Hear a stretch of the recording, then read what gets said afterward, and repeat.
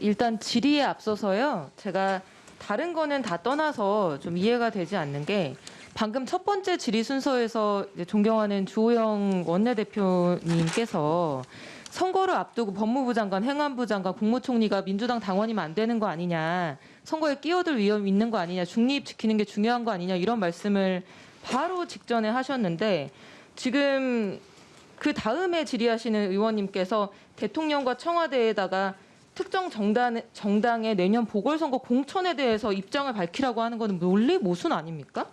아니 중립을 지켜야 된다고 하시면서 이게 뭐 정당이 당원 개정하고 당원 투표에서 당원이 몇 프로 동의했고 이걸 공천해야 되는지 말아야 되는지 질문하고 이거 청와대가 답변해야 된다고 생각하시는 것 자체가 저는 좀 앞뒤가 모순된다. 국민들 보시기에 이상할 것 같다는 걸 지적하고 제 질의에 들어가겠습니다. 김상조 정책실장님께 질의 드리겠습니다. 네. 슬라이드도 좀 띄워주시고요.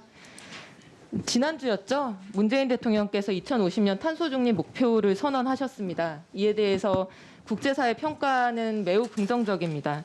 유엔 사무총장이 곧바로 문재인 대통령의 발표에 매우 고무되었다. 한국이 모범적인 그린 뉴딜에 이어서 매우 바람직한 방향으로 진전하고 있다. 이렇게 높이 평가를 했습니다. 그 외에도 뭐 EU 집행위원장, 유엔 기후변화 협약 사무총장을 포함해서 영국, 프랑스, 덴마크, 뉴질랜드, 호주 같은 세계 각국의 정부들도 일제하게 한국의 탄소 중립 선언을 환영한다, 모범 사례다 이렇게 인정을 했고요. 알고 계시죠? 네. 근데 사실 대한민국이 2016년 박근혜 정부 당시에는 이제 외신으로부터 세계 4대 기후 악당 국가로 꼽히기도 했었습니다. 그래서 그런 이제 기후 악당 국가로 꼽히던 국가가 이제는 기후 대응 모범 국가로 주목받기 시작한 것은 뭐 바람직한 변화가 아닐 수 없습니다. 또한 탄소 중립은 이제 새로운 국제 경제 질서가 되고 있기 때문에 경제적으로도 불가피한 방향이라고 생각합니다.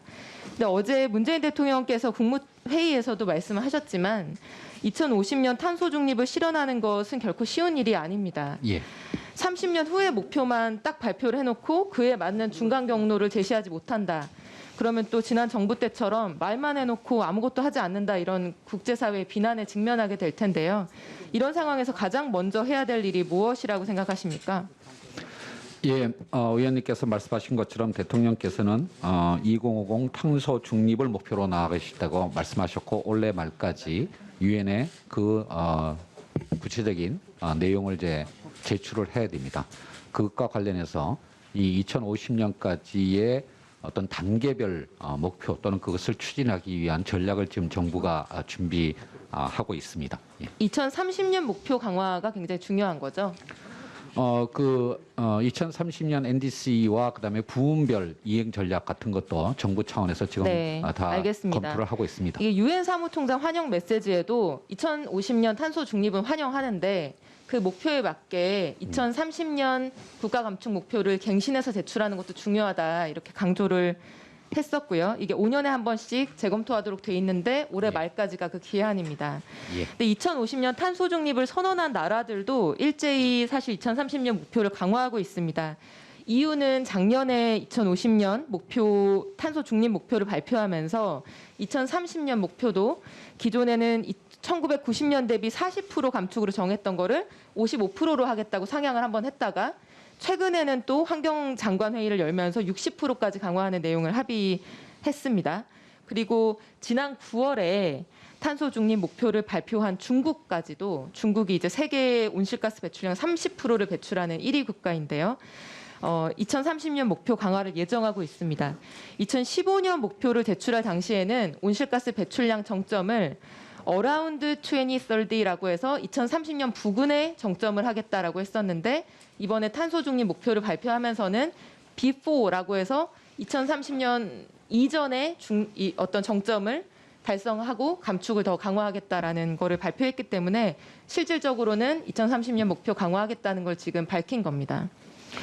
미국 대선이 지금 개표 중입니다만 민주당 조 바이든 후보가 만약에 당선이 된다고 하면 뭐 완전히 상황이 달라집니다. 지금 조 바이든 후보는 다른 나라가 자국의 목표를 상향시키도록 하겠다. 취임 100일 이내에 기후정상회의 소집해서 주요 탄소 배출국의 목표 강화를 이뤄내겠다는 게 주요 공약입니다. 알고 계십니까? 예, 알고 여기에서 말하는 건 2050년이 아니라 2030년 목표 강화를 얘기하는 것이고요. 있습니다. 네. 우리나라가 온실가스 배출 7위 국가이고 또 우리의 2030년 감축 목표가 국제적으로 매우 불충분하다라고 하는 평가를 지금 받고 있는 상황이기 때문에 지금 2050년 탄소 제로 목표는 굉장히 환영할 만한 일이지만 2030년 목표를 강화하지 않을 수 없는 상황으로 보입니다. 여기에 동의하시나요? 그 의원님께서 말씀하신 것처럼 그 2030년 NDC는 2016년에 처음 만들었는데 2018년에 15년이요. 그것을 그 절대량 기준으로 이제 변경을 했고요.